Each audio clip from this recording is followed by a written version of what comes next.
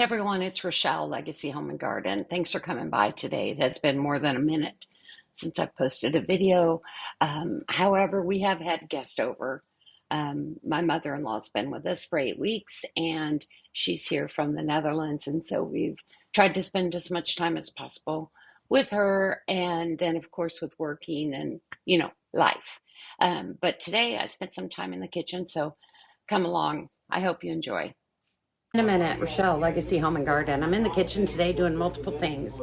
We had a pork butt the other night, and we have some. So today I picked the meat that was left off, and now what I'm doing is I'm going to vacuum seal it and put it in the freezer for barbecue pork sandwiches later. All right, now that morning chores are done, we can really get down to work. Today we're going to be spending most of our day off in the greenhouse.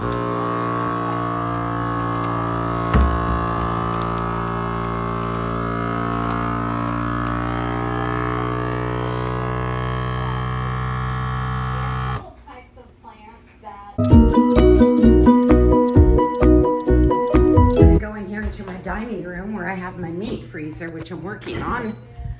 And the top is pork from a pig that we purchased.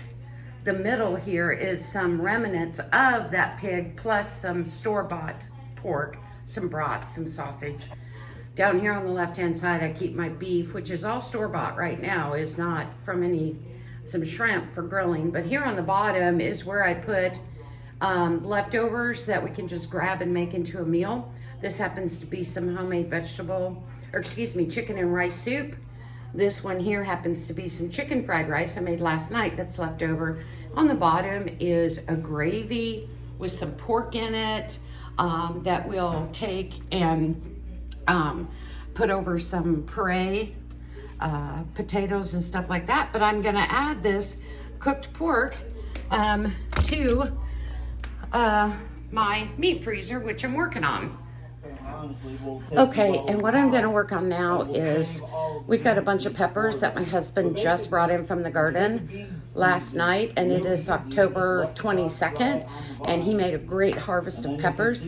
I already have a slew of them in my freezer, but we use peppers all the time in almost everything. So soups, stews, meatloafs, salads, fajitas, all kinds of things. So you can never have too many peppers. So the next thing I'm going to do is get these sliced up or chopped up and get those in the freezer. I can tell you one of the best things that I spent, I think $45 on was this. Okay, this little slicer and chopper has saved me so much time. It is unreal. So they're on Amazon. You can get them. I'm sure you can get them anywhere. They come with multiple things, and I'm going to do a video on it a little bit later. But I'm going to use that this morning to get all of these peppers chopped up so that I can get them vacuum sealed and in the freezer.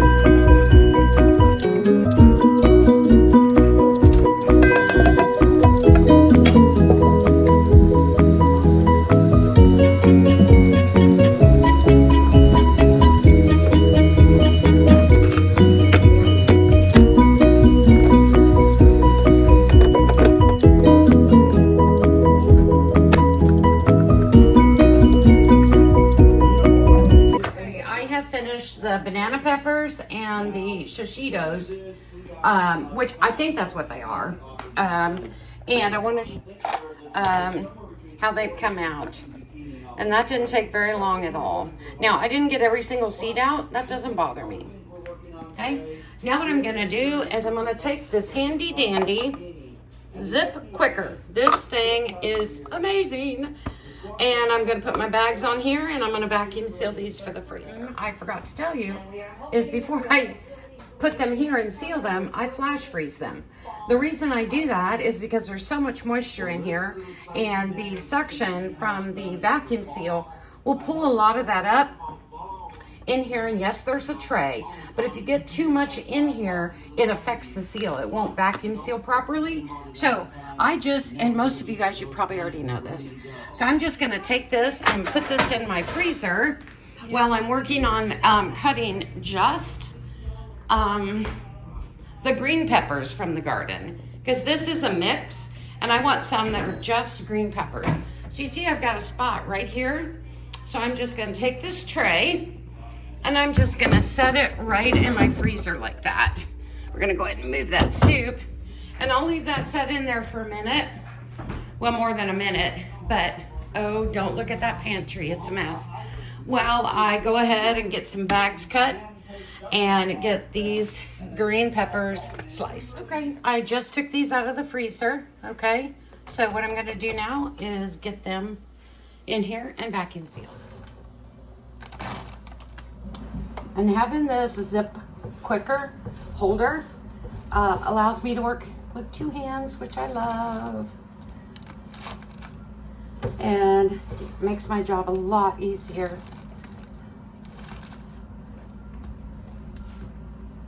Don't want to lose even one of those.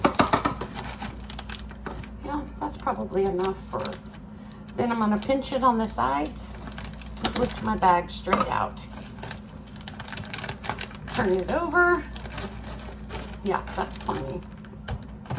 And vacuum seal it. While that's sealing, I'm gonna get another bag in here. I'm just gonna push, whoops. Just gonna put that over the side. Hold on to it while I pinch it together and then put the other side on here.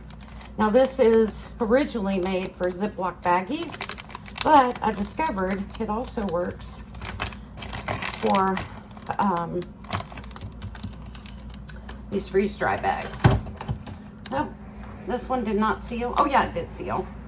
Okay, and on to the next one.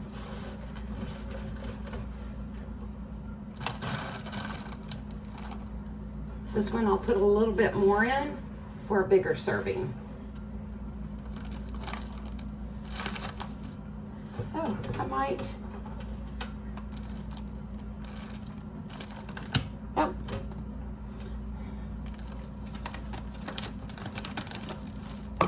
So, like so. And I'm ready for vacuum sealing. How quick is that? And then I'm just gonna get, whoops, I did that wrong, guys. I put it on seal and it sealed the bag. So thank goodness I have enough room left. I've just cut that seal off. Put that back down there. And now when I close it, the power light comes on and I hit vacuum seal. And while that's doing that, I will make one last bag.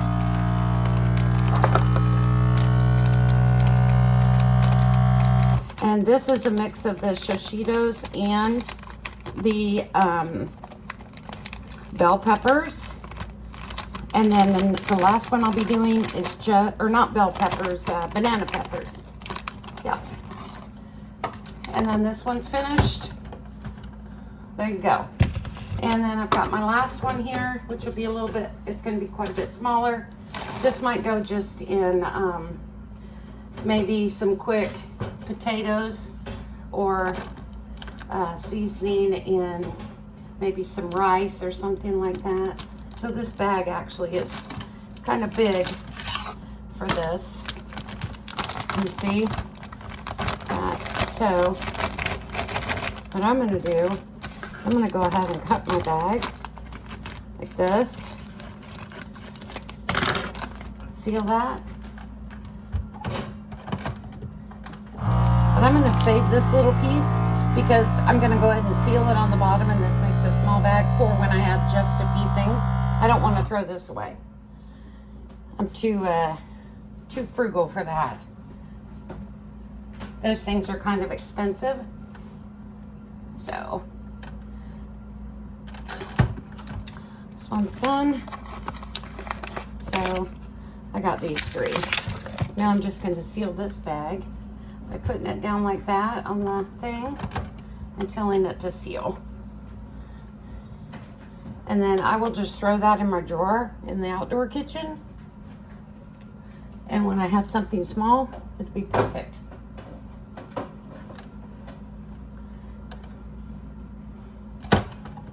Nope, a small bag that I can use for something. I have a little bit of cornbread left from the other night. And it's not a lot, but around here in the South, if you leave your breads and things too long, they're gonna get moldy. So I thought I'd go ahead and seal this up. I can use this in dressing, or I can take it out another time when I'm having some bean soup or something like that and use it. So it's gonna squish it up there pretty good. But it'll be great crumbled up in some chili or some bean soup. So I'll just throw that in my freezer, and I'll have that for a quick evening. There you go.